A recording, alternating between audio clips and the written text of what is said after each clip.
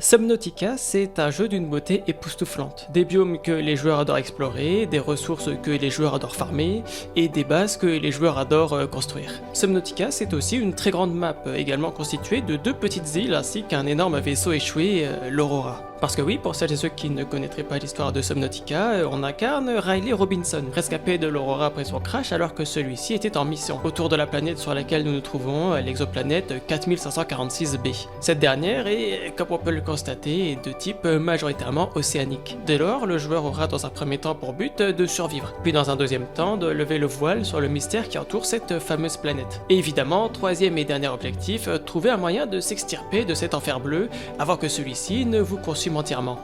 Par ailleurs, j'en profite pour vous dire que Subnautica raconte une histoire, que l'on abordera brièvement à plusieurs reprises au cours de la vidéo, donc si vous ne voulez pas vous faire spoil, je vous invite donc à la quitter. Sur ce, nous on peut en revenir à nos moutons. Enfin plutôt à nos poissons boomerang, devrais-je dire.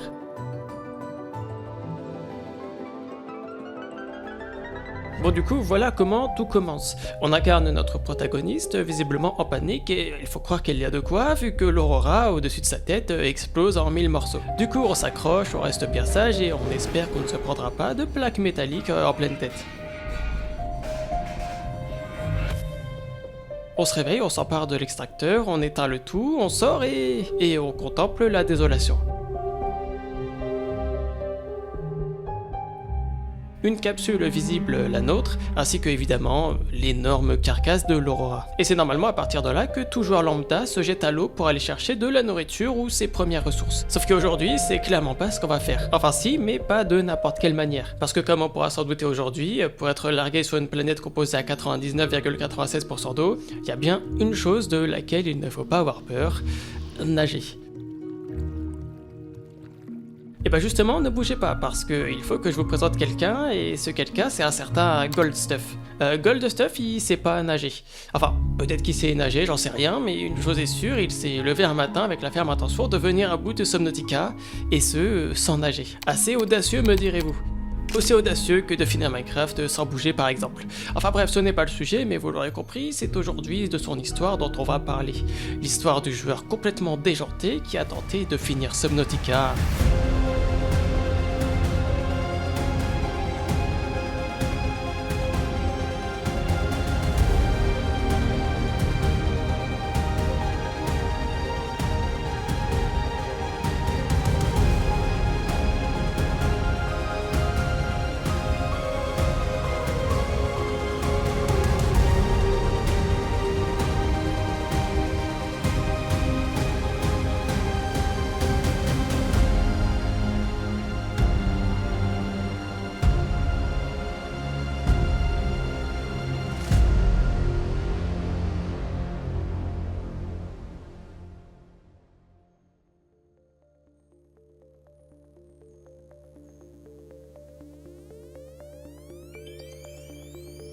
Évidemment, première chose, il faut bien comprendre ce que le terme nager signifie au cœur de ce défi. Pour les adeptes du jeu, ça ne sera pas bien compliqué. Si vous êtes dans l'eau, à même de nager, et que vous interagissez avec les touches de déplacement de votre clavier, à savoir ZQSD et ou espace, eh bien vous ne serez ni plus ni moins qu'en train de nager. Et c'est ce qui sera évidemment aujourd'hui interdit. Toutefois, Goldstuff se réserve évidemment le droit de fouler du pied la terre ferme, ou encore de se déplacer dans des véhicules tels que le Simos, si tant est qu'il arrive à les fabriquer. En gros, ce qu'il faut comprendre ici, c'est qu'il sera tout bonnement impossible pour le joueur de se déplacer dans l'eau sans l'aide d'utilitaires quelconque. Et vous penserez peut-être au Seaglide. Goldstuff y a pensé lui aussi, et c'est un non catégorique, étant donné que ce dernier se rapproche plus de la nage que d'un déplacement réel en véhicule tel que le Simos. Pour ajouter une petite couche de difficulté, choisis bien évidemment la plus dure du jeu, le hardcore. Ce n'est pas bien compliqué à comprendre, une mort et toute la progression acquise est perdue, forçant donc le joueur à recommencer de zéro. Ok, maintenant qu'on a posé les bases, je vous propose que l'on s'attaque au cœur du défi sans plus tarder. Si vous avez suivi, l'aventure démarre au sein de la capsule de survie qui, évidemment, est entourée d'eau. Alors la question se pose, comment est-ce qu'on va pouvoir récupérer nos premières ressources sans nager, et surtout sans équipement pour nous déplacer? Attendez, qui a dit qu'on n'avait pas le moindre équipement pour nous déplacer? Parce que même si la capsule a l'air vide de premier abord, elle renferme en réalité un objet qui sera absolument indispensable pour le restant de l'aventure. Et oui, le fameux extracteur dont on s'est servi au tout début de la vidéo pour endiguer l'incendie qui s'était déclaré. En fait, pour la plupart des joueurs, il s'agit d'un objet assez anodin, qui ne sert à ce dernier qu'à une ou deux reprises au cours de sa survie. La première, c'est évidemment pour mettre un terme à l'incendie de la capsule. La deuxième a principalement lieu à l'intérieur de l'Aurora, notamment pour accéder à certaines zones du vaisseau inaccessibles sans extracteur. Mais du coup, voilà une utilité bien trouvée à l'extracteur de la capsule, parce que celui-ci va permettre aux joueurs qui se trouvent dans l'eau de se déplacer dans la direction opposée à celui de la propulsion du jet. Et tout ça, bien sûr, sans nager. Et ce moyen de déplacement sera en fait notre moyen de déplacement principal pour le début de cette aventure, pour ne pas dire le seul d'entre eux. Bon, c'est bien beau, mais se déplacer à la seule puissance d'un extracteur n'est pas si idéal qu'il n'y paraît, et ce pour plusieurs raisons. La première, c'est que les charges de l'extracteur sont naturellement limitées. Plus on l'utilise, et plus il se vide, et quand il n'y a plus rien, il n'y a plus rien. Donc une fois arrivé à 0%, il vaudra mieux avoir un extracteur de secours, au risque dans le cas contraire de devoir déjà transgresser les règles du défi. La deuxième raison, c'est que si vous maintenez votre touche enfoncée, vous vous déplacez certes, mais l'énergie consommée est en fait carrément trop élevée. Donc la technique pour pallier cette surconsommation d'énergie est la suivante.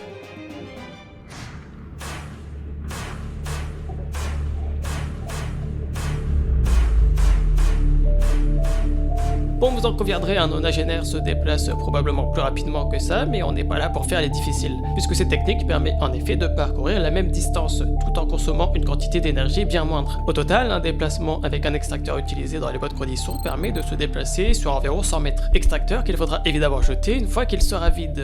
Bonjour l'écologie. Mais bon, c'est pas grave, c'est pas notre planète. Sauf si on n'arrivait pas à nous en exfiltrer, là ça deviendrait notre planète pour de bon. Bref, assez divagué, le but est donc désormais de nous assurer un potentiel déplacement permanent. Et pour ce faire, j'invoque la ressource la plus abondante que vous pourrez trouver sur Subnautica, le titane. Parce que le titane est à l'extracteur, ce que le fer est à l'épée. En d'autres termes, aujourd'hui, on ne pourra guère nous en passer. Notre première destination est donc un coin qui regorge de titane. Et pour ce faire, deux possibilités. La première, ce sont tout simplement les minerais trouvés de part et d'autre, qui ne garantissent toutefois pas une unité de titane à chaque tentative. Et la deuxième, peut-être un peu plus intéressante, les débris métalliques. Pour la simple et bonne raison que ramasser ces débris accordera aux joueurs, une fois transformés via le fabricateur, pas moins de 4 unités de titane, pour seulement 3 requises pour le craft d'un extracteur. Le deuxième point intéressant est tout simplement que le titane est garanti une fois les débris métalliques trouvés. Pas de mauvaise surprise donc en se retrouvant par exemple avec un minerai de cuivre au lieu d'un titane. Encore une fois, il s'agira de ne pas se diriger dans n'importe quelle direction parce que si celle-ci n'abrite aucun titane ou qu'elle est trop loin de la capsule pour y retourner sans épuiser l'extracteur, c'est game over. D'ailleurs, il y a aussi une autre contrainte dont on n'a pas encore parlé et pas des moindres. Le moindre mouvement se fait à l'aveugle. Enfin, presque à l'aveugle étant donné que ce dernier vous propulse dans la direction opposée à celle où vous regardez. A partir de là, le prochain et premier réel objectif sera le Simos, ce petit vaisseau qui servira à se déplacer et ce tout en ne transgressant pas les règles du défi. Mais malgré tout, le joueur n'en est qu'au début de ses peines puisque plus ce dernier crafte des extracteurs et plus le titane situé autour de la capsule s'amenuise. Ça veut donc dire que pour continuer à en crafter de nouveau, il faut s'éloigner de plus en plus de la capsule et donc consommer une plus grande quantité d'énergie pour y parvenir. Un cercle qui devient très rapidement vicieux et mortel au vu de la quantité de titane et d'extracteurs requis. Okay, one more time. Okay, so this time we're just gonna put our focus on playing it safe and right. Maybe if I just get a little bit more titanium at the beginning, then fuck's sake! Can't I just let me in? Don't you dare! No!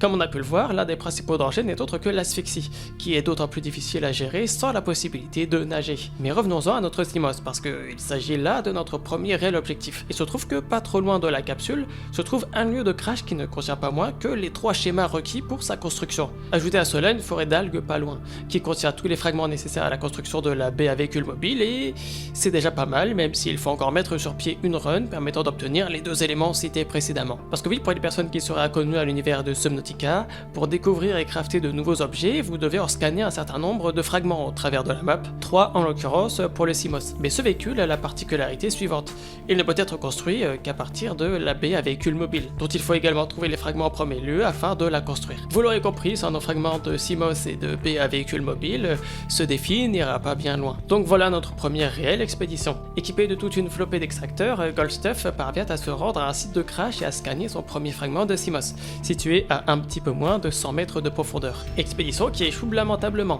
et ce pour la pire des raisons, il avait oublié de boire. Mais Goldstuff ne s'apitoie pas sur son sort pour autant, et il soulève enfin la question de l'eau et de la nourriture qu'il avait jusqu'à maintenant principalement négligée. Parce qu'effectivement, attraper des poissons sans nager, sans pouvoir les regarder parce qu'on est en train de nous propulser avec l'extracteur, c'est pas la mince affaire. Surtout si ce dernier ne peut nous faire atteindre que 15% de la vitesse à laquelle un poisson peut nager. En fait, le plan de Goldstuff est le suivant. D'après ses calculs, avec la nourriture et l'eau avec laquelle le joueur spawn au début, il serait théoriquement possible d'obtenir et de crafter le Simos avant de mourir de faim et de déshydratation. Une fois ce dernier obtenu, il serait beaucoup plus facile pour le joueur d'attraper divers poissons ainsi que tout le nécessaire pour faire de l'eau potable. Et du coup, chrono. Voilà le temps dont il dispose pour crafter son Simos, et ce, avant de mourir de faim ou de soif. Du coup, nous revoilà partis pour une nouvelle run qui, espérons-le, sera la bonne. Premier objectif évidemment, amasser un maximum de titane pour être en mesure de crafter des extracteurs et ainsi se déplacer, mais aussi pour venir à bout des 2 premiers gros crafts qui seront nécessaires par la suite. Le Simos et la BA véhicule mobile comme on vient de le voir, craft qui nécessite pas moins de 10 unités de titane chacun, en plus de ceux requis pour se déplacer. Alors Goldstuff ne perd pas de temps, il commence à blinder son coffre et enchaîne avec les ressources annexes telles que le cuivre et l'argent, dont il parvient à trouver quelques unités dans des petites grottes aux alentours de la capsule. Ressources qui permettent d'ailleurs de crafter le scanner, objet qui permet notamment de crafter les différents fragments trouvés sur la map, comme celui du Simos que l'on recherche et en vue de construire celui-ci. Bonus d'ailleurs non négligeable pour la suite de l'aventure, il achève également la construction de réservoirs d'oxygène et même du réservoir d'oxygène amélioré, ce qui le fait bondir à 135 unités d'oxygène, permettant donc de plus longues et profondes excursions. En parlant d'excursions, on a normalement tout ce qu'il nous faut pour retourner sur le lieu du crash. En arrivant, il part à la recherche d'une petite boîte censée contenir une bouteille d'eau, ce qui lui ferait gagner de précieuses minutes supplémentaires avant que le timer n'atteigne le 0 fatidique. Et sauf que la boîte n'est pas là. Et oui, il était parti du principe qu'elle spawnerait toujours et au même endroit, sauf que rien du tout. Alors les secondes et les minutes passent et il s'avère en réalité que cette simple bouteille d'eau était bien plus précieuse qu'il n'y paraissait.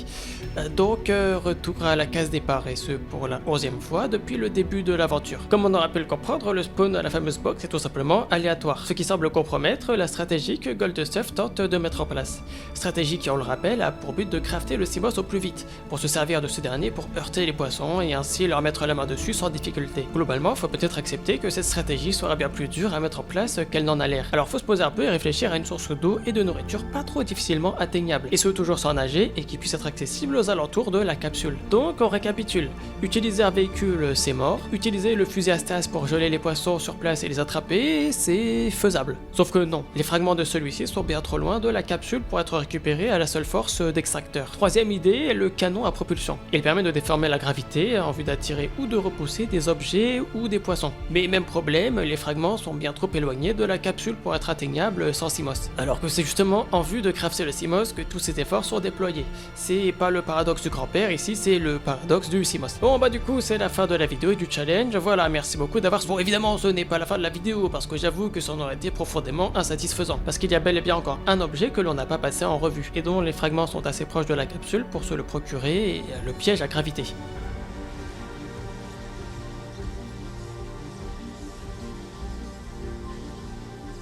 Le piège à gravité, c'est un peu comme le fusil à stase, mais en version low cost. Il crée un champ de gravité artificiel, ce qui permet d'attirer des objets légers ou des petites créatures, comme des poissons. Nos bons vieux poissons. On peut tous légitimement se demander pourquoi Goldstuff n'y a pas pensé plus tôt, mais au terme de quelques efforts, il parvient à crafter son piège à gravité, ce qui règle une bonne fois pour toutes le problème de l'eau et de la nourriture. Qui plus est équipé de son réservoir oxygène amélioré ainsi que son scanner, se procurer la BA véhicule mobile et de surcroît le Simos ne devrait être plus qu'une formalité. Et effectivement, salé.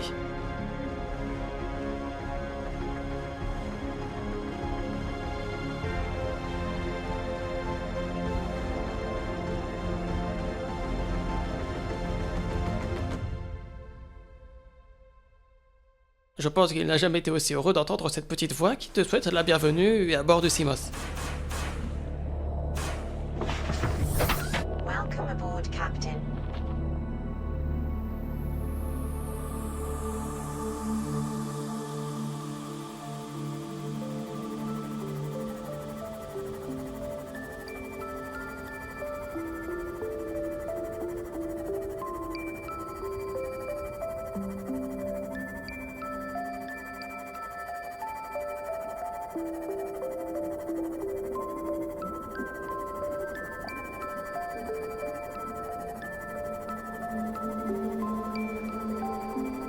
Désormais, le champ des possibles qui ne s'étendait que dans un faible périmètre autour de la capsule vient de drastiquement s'élargir. Même si les extracteurs sont toujours nécessaires pour les petits déplacements, c'est désormais le CMOS qui prend le relais pour les plus gros d'entre eux. Et puis ce défi a de quoi faire suer n'importe quel joueur qui s'y est serré. Alors pourquoi ne pas s'autoriser un petit plaisir, une base? Parce que ça reste la base dans Subnautica, sans mauvais jeu de mots. Mais bref, le repos est de courte durée, c'est désormais la direction des signaux de détresse que l'on prend. Signaux de détresse qui mettent en réalité à d'autres capsules de survie comme la nôtre, à l'exception que celle-ci semble avoir un peu moins bien vécu le crash.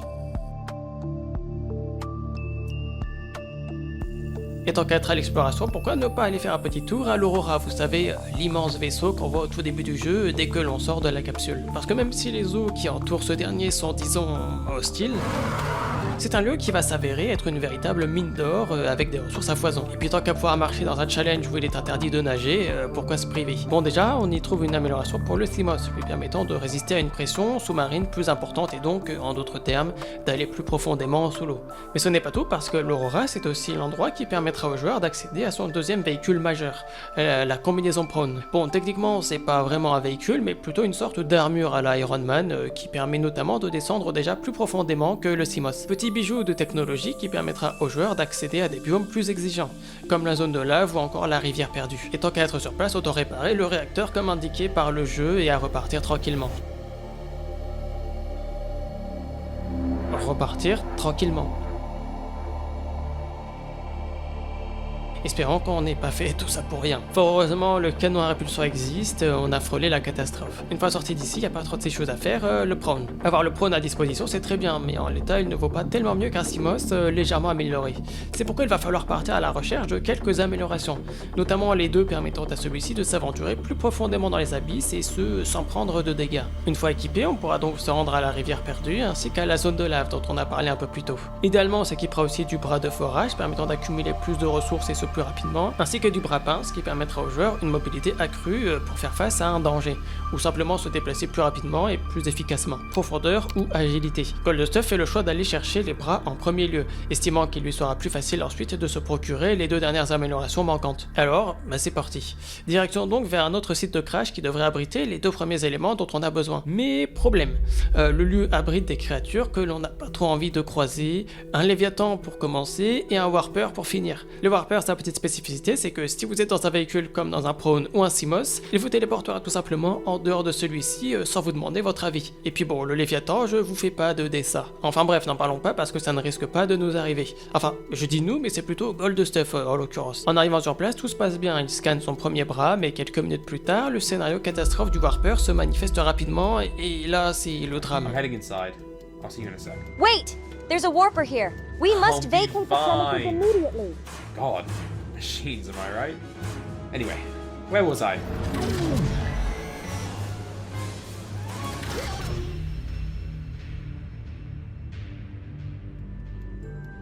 C'est d'autant plus dramatique du fait que ce ne sont pas moins de 20 heures de gameplay qui viennent de partir en fumée, et qu'il va falloir tout recommencer. Chercher du titane pour crafter des extracteurs, tout ça. Évidemment, ça ne fait pas rêver, passer 10 heures supplémentaires à avoir le start parfait, avant de passer 20 heures supplémentaires à en arriver au point où il s'en était rendu précédemment. Alors Goldstuff se laisse aller, il émet bien sûr l'hypothèse de tout arrêter et d'abandonner, mais trouve la force de persévérer après avoir regardé la vidéo de l'animé qui t'apprend à ne jamais abandonner. Oui, il l'a vraiment fait.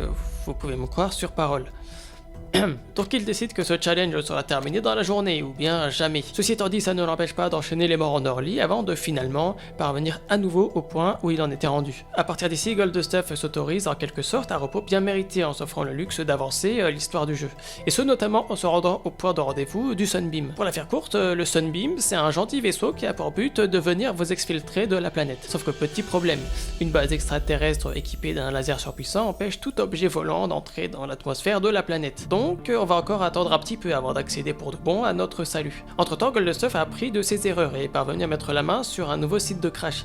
Site de crash qui lui permettra d'obtenir les deux équipements qu'il cherchait à obtenir précédemment dans sa run, juste avant de mourir. La différence ici, c'est que cette zone ne renferme ni de Reaper Léviathan, ni de Warper. Vous savez, cette diabolique créature qui a la capacité de vous téléporter et de vous faire très mal. Une fois ces deux équipements réunis, les deux autres qui permettent à la combinaison prone d'aller plus profondément dans les abysses ne sont plus qu'une formalité. Direction donc la rivière perdue. perdu, parce que c'est à partir de là que l'histoire va poursuivre son cours. Et en réalité, même si on ne dirait pas, le défi est bien plus proche de la fin qu'il n'y paraît. Pour la simple et bonne raison que tous les éléments inaccessibles du début, tels que le CMOS et de surcroît le Pro, ne sont désormais acquis, au même titre que leurs améliorations respectives. Il ne reste au joueur plus qu'à suivre la trame naturelle du jeu pour compléter l'histoire, dont je ne vous détaillerai pas tous les détails parce que ce n'est pas trop ce qui nous intéresse aujourd'hui. En fait ici, le seul réel danger aurait été de commettre l'erreur de s'exposer à une menace qui aurait mené à une énième mort, ou alors de manquer de lucidité et de se déplacer sans extracteur de secours durant les petites expéditions.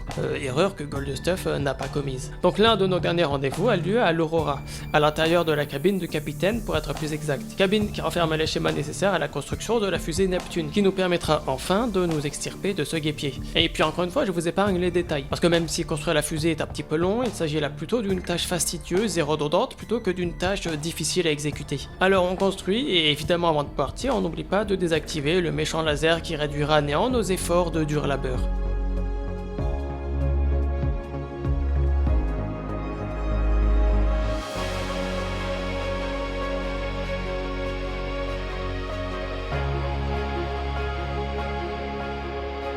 Une fois que tout est finalisé, on grimpe, on active le nécessaire et on s'installe bien confortablement. Une fois toutes les étapes réalisées, on met le feu aux poudres. Et c'est de cette manière que l'on termine Subnautica sans magie.